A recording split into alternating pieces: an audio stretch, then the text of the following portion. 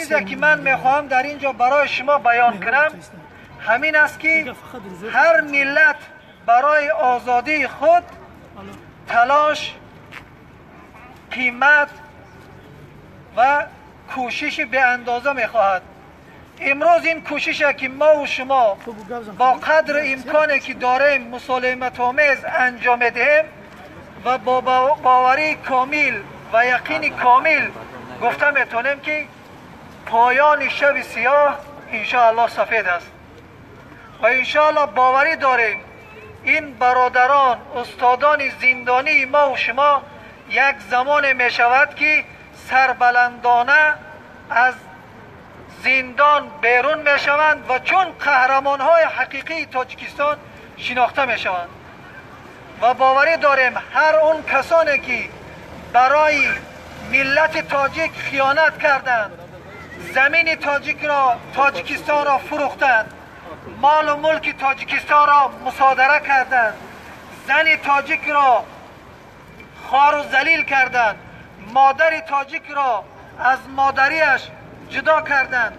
مادر تاجیک را از فرزندش دور کردند و با مادر کشی و با کودک کشی و با زندان کردن صدها نفر مشغول است.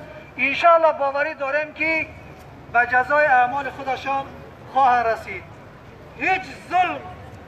هیچ ظلم در دنیا پاینده نخواهد ماند و چون معمر قذافی، حسنی مبارک و دیگر دیکتاتورهایی که به جزای اعمالشان رسیدند، دیکتاتور و ظالم و اون کسایی که با در کشتار و قتل و زندان کردن مردم بیگناه، مهاجر کردن صدها هزارها جوان دست دارند، انشاءالله که به جزای اعمالشان خواهند رسید. برادرای عزیز، خواهرای عزیز، با طولانی شدن مبارزه با در بالای حکومت و قدرت بودن ظالمان و ناحقان دلشکسته نشوید. این یک امتحان خداست که ما و شما را امتحان میگیرد، ما و شما را میسنجد و اون روزی که خداوند معین کردگی است این ظالمان به جزای اعمالشان انشاءالله میرسند. با امید کامل، با دل پره گفته میتونیم که راهی که ما و شما انتخاب کردیم، راهی که بزرگای ما و شما انتخاب کردند، راه حقیقت است، راه درست است، راه عدالت است، راه هست که گذشتگان ما و شما که یک دور زمان اونها را خائن میشمردند و امروز بعضی از اونها عنوان قهرمانی را گرفتند، همون راه است. هیچگاه ناامید نباشید، سربلند باشید، در راه انتخاب کرده خودتان افتخار کنید و ما هم افتخار داریم.